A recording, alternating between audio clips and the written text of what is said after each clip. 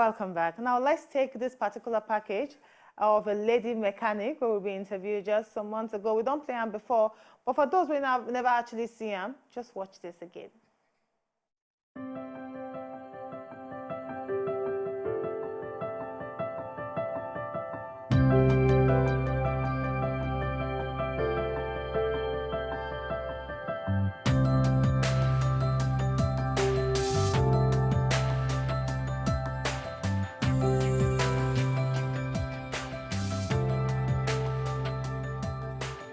I be Alima Bimbola Salaudin, from a family of 5, including our parents. I'm the last one of the family.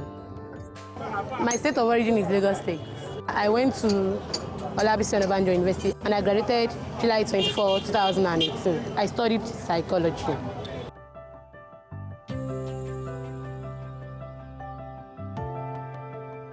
My project topic was influence of truancy and peer pressure on academic performance. So, but I carry out research here. People are almost here. One man stand school. Parents won't force one to see department in one fellow.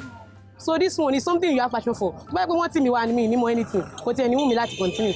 But I'm more the I'm my arts class. Science I'm doctors don't. But parents want me come and read law or one day. Instead of key I will be mathematics. My daddy asked me when I finished last year that I live Daddy work local dresser. Mo de ti ní passion fún gini yo ti pẹ́, but mi ò fẹ́ lọ sí under bridge láti lọ kọ́. Mi máa ṣe àkọ́gọ́ mi like máa lọ sí àwọn bẹ̀. Pé kí n lọ sí big company kí n ti kọ́ṣẹ́ mi. So, daddy mo bring back images pé a ṣe bó ti sọ pé ó ti fẹ́ kọrin mọ́ ni ẹ kí n lọ kọ́. So now I went to meet my daddy's brother at Mandilas. Ó wá work mi sí Muhyiddin Ola Nigeria Limited ibẹ̀ mo ti wá ń kọ́.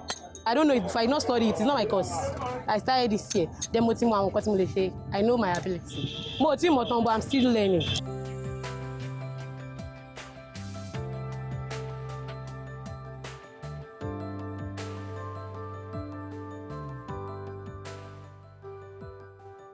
Nǹkan tí mo ní fún wọn níta ni pé àwọn obìnrin ẹgbẹ́ mi don't feel shy. Tẹ́lẹ̀ ìgbà tí wọ́n kọ́ bẹ ojú kọ́kọ́ tí mi pé kí làwọn èèyàn máa sọ but don't care what people say. Má wọ́ọ̀dọ̀ wọn ṣe nǹkan tó fẹ́ ṣe gain nǹkan tó máa gain. Wọ́n náà wo bí Nàìjíríà yẹn sìn everything is just upside down. Gbé certificate ó bá jáde pẹ̀lú first class àjọ wa ni 2-1 àjọ wa ni 2-2 we are still at home à ń jókòó sílé lọ sí anyway. But tó bá ti ní iṣẹ́ owó ẹ̀ you get connected. Àwọn èèyàn máa connect ẹ̀ wá lọ bílẹ̀ ìṣẹ̀lẹ̀ tó dé ṣe dáadáa wàá blow.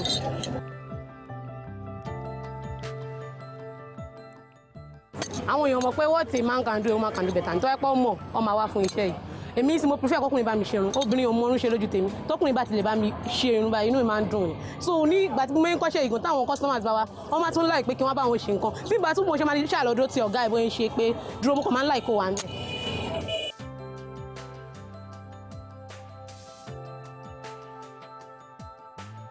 bá mi lọ pọ̀ obìnrin yẹn wá that's the way they talk how far máa mú wa okay sir iná mi bàjẹ́ àbí àkíní kan ṣe mọ́tò mi Sàámú máa ti lè ṣe lọ ṣe Sàámú yìí kó ṣe lọ́wọ́ okay jẹ́ kọ́ga ìdúró tiẹ̀ kẹjọ kó máa kọ́ ẹ̀ ń ṣojú mi bóyá ń kọ́ ẹ̀ okay mo lè ṣe ó yá ṣe tí n bá lè ṣe dáadáa the person will compensate me bí i 500 bí i 200 kò sówó tó kéré ẹ ṣe sà.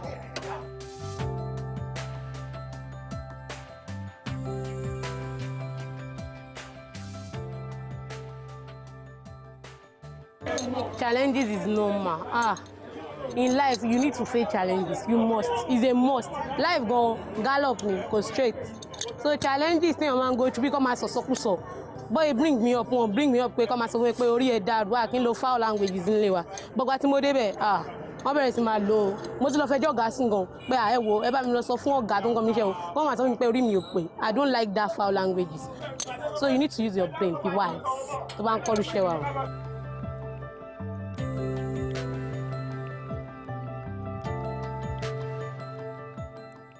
What I intend having is that what I want to mo dẹ̀ fẹ́ kọ́ lóun ṣe o Ọlọ́run lè ràn láàánú o kò sí wàhálà o pé kí n ní company tèmi personal company mo mọ nǹkan táwọn èèyàn lack ibi tí mo ti ń kọ́ṣẹ́ yẹn àwọn employees wà bẹ̀ mo rí bọ́yẹn ṣe mo rí nǹkan tó fẹ́ I know what they need mo rí pé tí n bá wà nù ṣú pé kí n ní my own personal company I can satisfy people's wants at least bóyá 60%. People are suffering àwọn tó ń ṣiṣẹ́ they are not enjoying ó ń dùn mí gan pé how can I help them bóyá tí ma ti ní company tèmi ma get àwọn people that knows more than me pé then someone at least all my feel fine sha because people are going through a lot àwọn tó ń kọ́ṣẹ́ people àwọn èèyàn mọ̀ yìí wọn so they don't pay them well.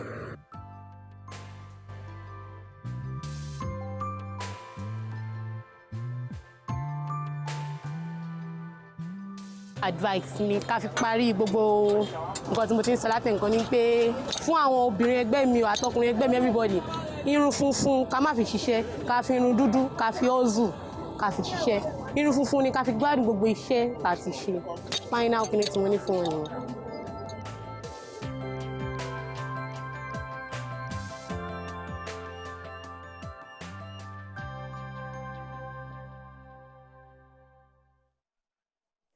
Very nice one. I actually like the girl. I like the fact say she's a person where take a lot of pleasure and passion in what she they do.